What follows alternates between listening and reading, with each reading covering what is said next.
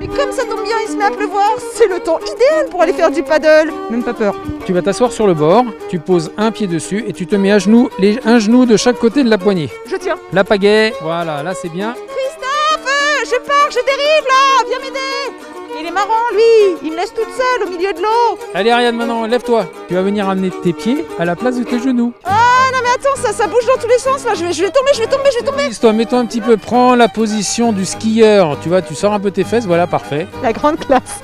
Bah tu vois, c'est pas si compliqué que ça le paddle. J'ai les jambes complètement crispées, j'arrive pas du tout à me détendre. C'est normal parce que là tu fais travailler énormément tes jambes pour garder la stabilité, mais avec le temps tu vas voir que tout à l'heure tu auras beaucoup moins mal. Je dérive, comment je fais pour rester stable sur la même ligne? Il faut que tu essayes de mettre ta pagaie le plus perpendiculairement possible à la planche. Ah bah voilà, fallait le dire depuis le début. Quelles sont les erreurs du débutant quand on fait du paddle? Mal se positionner, ou trop en avant sur la planche ou trop en arrière, ou alors avoir les pieds trop serrés et de tomber.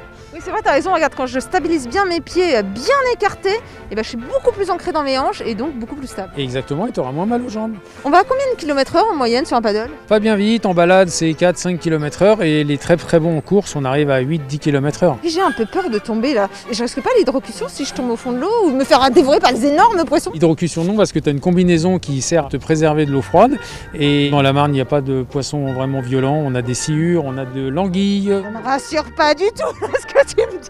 Il y a des anguilles, il y a des sciures, mais quelle horreur! Non, c'est tranquille, t'es sur ton paddle, tu crains rien du tout là. Vas-y, paddle. Mais attends, mais d'ailleurs, le paddle, c'est pas la planche, c'est le nom de la rame, le paddle, ça? Oui, officiellement c'est le stand-up paddle, donc le ramener debout. C'est un peu long à dire, donc on a ramené ça au paddle ou alors au sup. L'avantage de ce paddle, c'est qu'il est gonflable, donc je l'emporte sous le coude sans problème, je le mets à l'eau quand je veux, où je veux.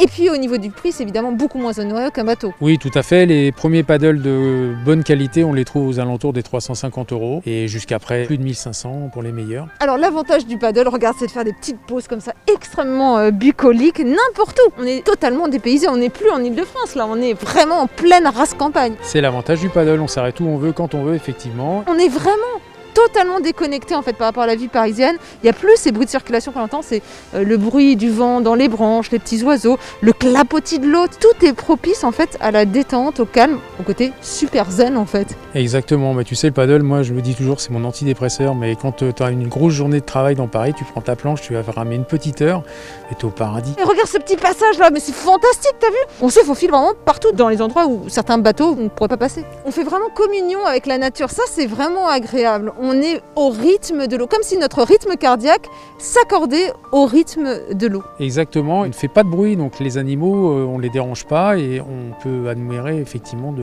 beaucoup d'espèces qu'on ne verrait pas en bateau. On est maintenant à contre-courant. Oh là là, mais attends, mais c'est pas du tout la même chose là, c'est vraiment dur. Face au vent, les planches elles sont très sensibles, donc il faut ramer beaucoup plus fort. On se fait une petite joute. Allez banco. Allez, prends ça, espèce de petit chevalier de rien du tout.